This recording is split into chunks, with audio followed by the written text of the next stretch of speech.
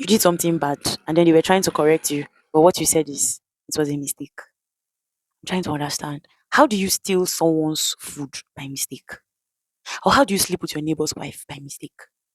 Or how do you siphon 200,000 naira by mistake? How?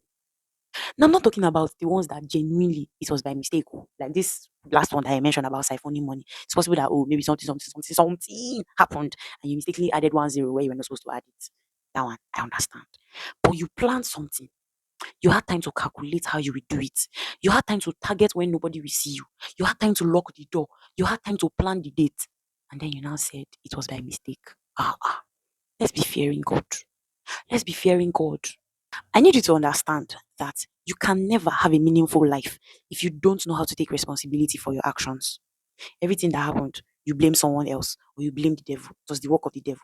Let me ask you, which clothes did the devil wear and come and tempt you? At the end of the day, it was still your choice. Let's stop enforcing this mentality that we don't have a choice. You actually do have a choice, whether it is God or the devil. You do have a choice. No matter how God wants to suggest something to you, no matter how the Spirit of the Lord wants to lead you, unless your own will has accepted it, and it will only remain that suggestion. So, also, no matter how much the devil wants to tempt you, no matter how much he wants to entice you, at the end of the day, it is still your choice. It is still your decision to make. So stop blaming powers that be and powers that be not for everything that happens to you. Until you learn to take responsibility for your life and your actions, you will never have a meaningful life. And I'm saying that because many of us still don't realize that those things we are blaming other people for were actually our fault. Oh, he was the one that told me to do this, but you accepted. Oh, she was the one that pressured me into it, but you accepted. So at the long run, it's not her fault.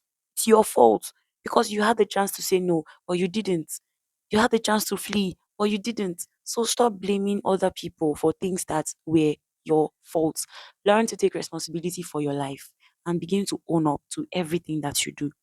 At the point where you begin to take responsibility for your life, you will become more conscious of the decisions that you make because you know that at the end of the day, this thing is not going to fall on anybody's head but mine.